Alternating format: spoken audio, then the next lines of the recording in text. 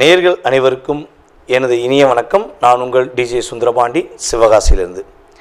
நேயர்களே, தற்போது நம்ம பார்க்க போகிற விஷயம் என்ன அப்படிங்கும்போது 2025ஆம் ஆண்டு ஜூலை மாத பலன்களை பற்றி பார்க்க போகிறோம். இந்த மாத பலன்கள் என்றாலே கோச்சார கிரகங்கள் எந்தெந்த ராசியில் அமர்ந்திருக்கிறார்களோ அந்த ராசியின் அடிப்படையில் உங்களுடைய ராசிக்கான பொது பலன் தான் இப்போ பார்க்க போகிற இந்த மாத பலன். அதாவது மாதம் அப்படின்னாலே இந்த மாத கோள்களாக கருதப்படுகின்ற சூரிய பகவானை தான் ஃபஸ்ட்டு எடுத்துக்கிறோம். சூரிய பகவான் உங்களுடைய ராசிக்கு எந்த இடத்தில் அமர்ந்திருக்கிறார்களோ அதன் அடிப்படையில் உங்களுடைய எதிர்கால சம்பந்தப்பட்ட அந்த மாதத்தில் நடக்கின்ற விஷயங்களை நம்ம கணக்கிடுறோம் அப்படிங்கிறது நிதர்சனமான உண்மை. ஸோ அப்படி பார்க்கும்பொழுது இந்த மாதத்தில் கிரகங்கள் எந்தெந்த நிலையில் இருக்கிறாங்க, உங்களுடைய வாழ்க்கையில் என்னென்ன விஷயங்கள்லாம் நடக்க போகுது என்பதை பற்றி நம்ம பார்க்க போகிறோம். வாங்க வீடியோக்குள்ளே போகலாம். ஸோ அதுக்கு முன்னாடி ஒரு விஷயம் சொல்கிறேன். பொதுவாகவே ஒரு வீடியோ போடுறோம்னா உங்களுக்கு உங்களுடைய ராசியில் என்னென்ன விஷயங்கள்லாம் நடக்க போகுதுன்னு சொல்லி ஃபில்ட்ரு பண்ணி கோச்சார கிரகங்களை வச்சு நம்ம உங்களுக்கு பலன் கொடுக்குறோம். ஸோ இதை நீங்கள் ஃபுல் வீடியோவும் பாருங்கள். பார்த்துட்டு உங்களுடைய மேலான கருத்துக்களை கட்டாயமாக பதிவிடுங்க. ஸோ அதே போல் ஜோதிடம் சார்ந்த விஷயங்கள் நம்மளுடைய யூடியூப் சேனலில் நிறையா போட்டுக்கிருக்கோம். உங்களுடைய நண்பர்களுக்கு, உங்களுடைய உறவினர்களுக்கு தயவு செய்து ஃபார்வர்ட் பண்ணுங்கள். அதே போல் பார்த்திங்கன்னா இன்னொரு விஷயம், நம்மளுடைய யூடியூப் சேனலை சப்ஸ்கிரைப் பண்ணாதவங்க சப்ஸ்கிரைப் பண்ணிக்கோங்க. ஏன்னா வீடியோ போட்டோடனே உங்களுக்கு உடனே லிங்க் உங்களுக்கு சப்ஸ்கிரைப் பண்ணோடனே உங்களுக்கு நோட்டிஃபிகேஷன் வரும், நீங்கள் வீடியோ பார்க்கலாம். ஓகேவா? மேலான ஆதரவு கொடுத்துக்கிருக்கீங்க, இன்னும் நீங்கள் ஆதரவு கொடுக்கணுங்கிறக்காண்டி தான் ஸோ என்னுடைய வேண்டுகோளை வச்சுருக்கேன். இப்போ நம்மளுடைய ராசிக்கான பலன்களை பார்க்கலாம் வாங்க. தன்னுடைய கற்பனை ஆற்றல் மூலமாக எதையும் செய்ய வேண்டும், எப்படியாவது மனசில் நினச்ச விஷயத்தை செஞ்சு முடிச்சிடணும் அப்படிங்கிற ஒரு எண்ணத்துடன் எப்பொழுதும் செயல்படுத்தக்கூடிய அன்பார்ந்த மிதுனராசி அன்பர்களுக்கு 2025ஆம் ஆண்டு ஜூலை மாதத்தில் கோச்சார கிரகங்கள் கொடுக்கின்ற மாற்றங்கள் என்ன? அதாவது ஒரே ஒரு விஷயந்தான், மிதுனராசியை பற்றி நம்ம சொல்கிறதா இருந்தால்,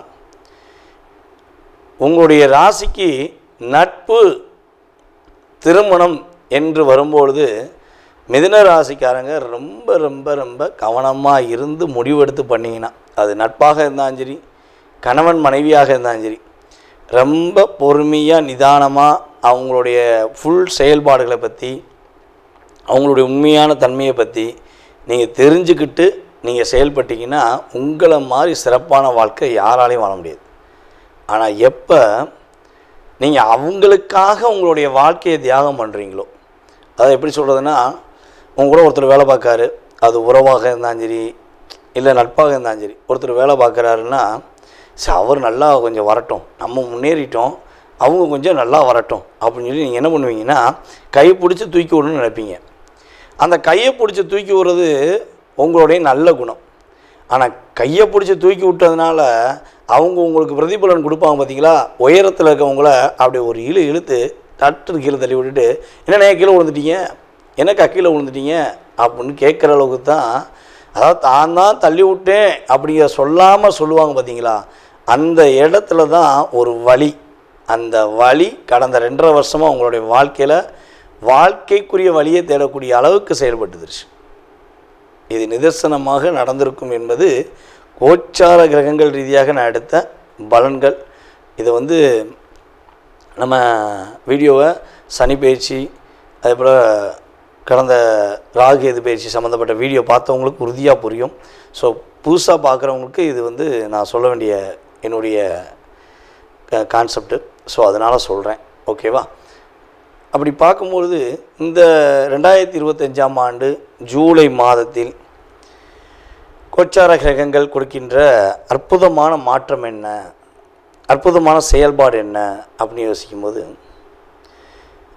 இந்த ஜூலை மாதம் பிறக்கும் பொழுது உங்களுடைய ராசியில் குருவும் அமர்ந்திருக்கிறார், சூரிய பகவானும் அமர்ந்திருக்கிறார். கிட்டத்தட்ட 16ஆம் தேதி எண்டு வரையும் சூரிய பகவானும் அமர்ந்திருக்கிறார்.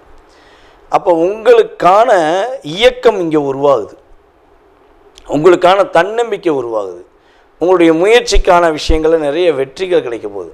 ஏன்னா முயற்சி சாணம் என்று கருதுகின்ற 3ஆம் இடத்துல செவ்வாயும் கேது அமர்ந்திருக்கிறாங்க.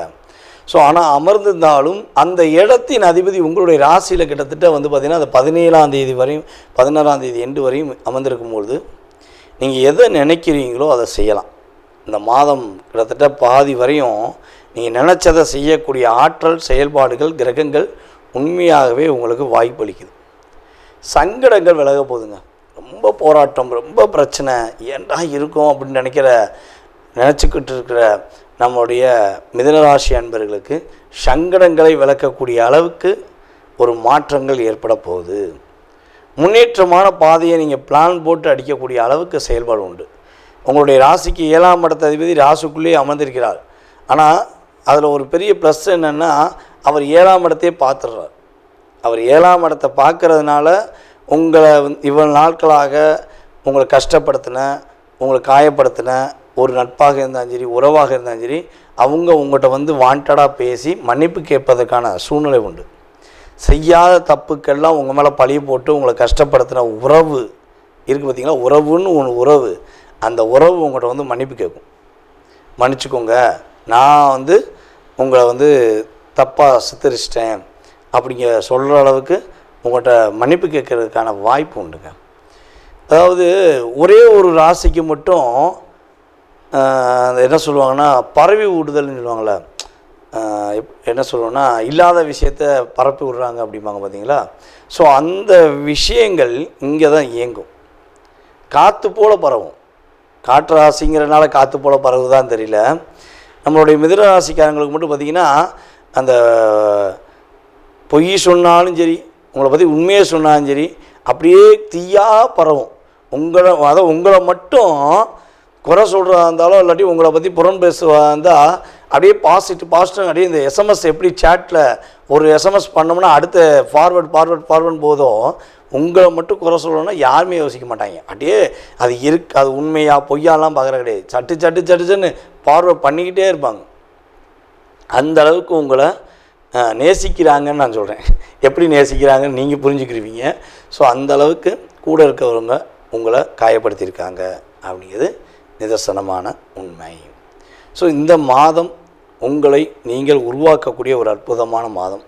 உங்களுடைய ராசிக்கு 2ஆம் இடத்துல சூரியன் போனாலும் பொருளாதார நிலைகளில் நல்ல மாற்றம் உண்டு. இந்த மாதம் இறுதிக்குள் உங்களுக்கான ஒரு பொருளாதார விஷயங்களில் தேவையான அளவுக்கு வருமானம் வரும். உங்களுக்கு இப்போ இந்த மாதத்தில் என்ன ஒரு தேவையான வருமானம் நினச்சிங்களோ அந்த வருமானம் கிடைப்பதற்கான ஆற்றல் உண்டு. உங்களுடைய பேரும் புகழும் நிலைநாட்டுவதற்கான ஒரு அற்புதமான சூழ்நிலைகள் உண்டு. செல்வாக்கு உயரும் அப்படின்னு கூட சொல்லலாம். உங்களுடைய அடிப்படை தேவைகளை பூர்த்தி செய்யக்கூடிய ஒரு அற்புதமான மாதம். உங்களுடைய ராசிக்கு 3ஆம் இடத்துல செவ்வாயும் கேதும் இணைஞ்சு அமைந்திருப்பதனால நீங்கள் உங்களை விட வயது குறைந்தவர்களிடம், அது வீட்டில் இருந்தாலும் சரி அல்லது வேலை பார்க்குற இடமா இருந்தாலும் சரி, எந்த இடமா இருந்தாலும் சரி, அவர்களிடம் கொஞ்சம் நிதானத்தை கடைப்பிடிங்க. கொஞ்சம் பொறுமையாக மூவ் பண்ணுங்கள்.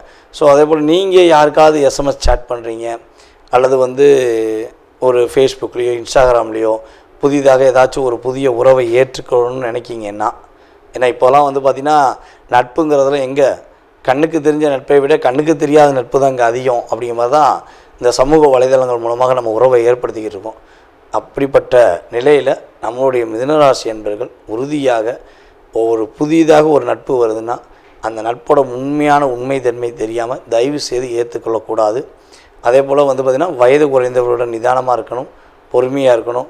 முயற்சி என்பது உங்களுடைய வாழ்க்கையில் இந்த வட்டம் ஒரு வெற்றிக்கான ஒரு கனியாக இருக்குது.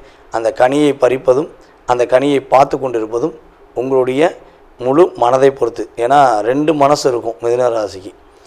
நீங்கள் எந்த மனசில் செயல்பட போகிறீங்களோ அந்த மனதளவில் உங்களுடைய வாழ்க்கையில் மிகப்பெரிய மாற்றத்தையும் முன்னேற்றத்தையும் சந்திப்பீங்கிறது நிதர்சனமான உண்மை. நேர்களே, தற்போது நீங்கள் பார்த்த விஷயங்கள் உங்களுடைய ராசிக்கான பொது பலன்களே.